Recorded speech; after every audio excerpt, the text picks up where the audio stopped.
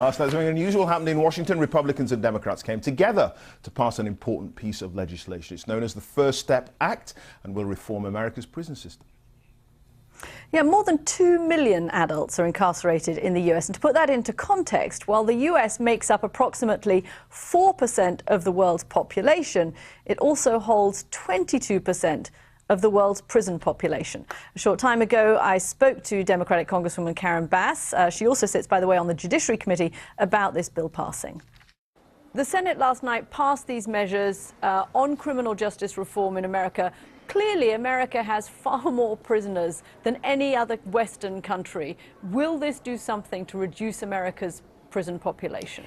It will, but you know what, I do think that our criminal justice system, frankly, especially in regard to mass incarceration, is a point of shame. It's something that we need to address in a comprehensive manner. And I mean that from beginning to the end, meaning that we need to address why so many people are in jail to begin with. A lot of people are in jail because they can't afford to make bail.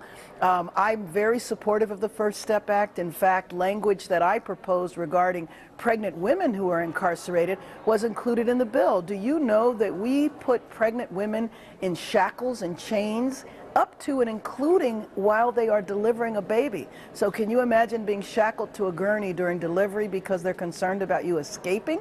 That's a barbaric practice that should be banned.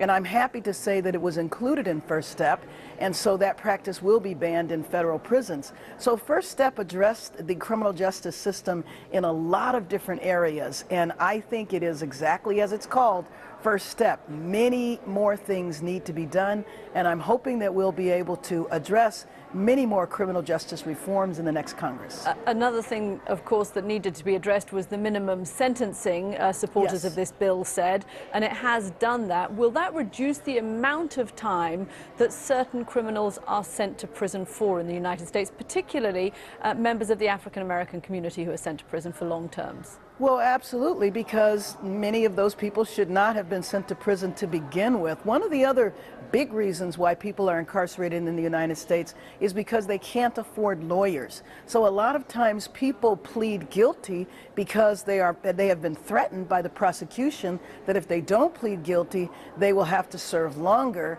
And so we really need to examine our criminal justice system. In terms of mandatory minimums, this didn't get rid of mandatory minimums, but it did address some. The issue with mandatory minimums is that it takes the power away from a judge to have any amount of discretion at all. It basically says if you committed this crime, the judge doesn't have the authority to say, well, maybe there were some extenuating circumstances.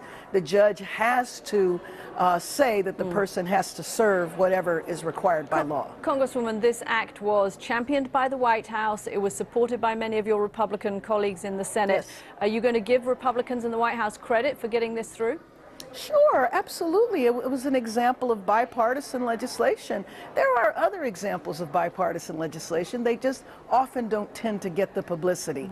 So, you know, I am opposed to, I would say, the majority of what the president does. But if there's ways that we can come together and it's going to benefit people, then I'm right there. Karen Bass, Congresswoman, thank you very much for joining us. Thanks for having me.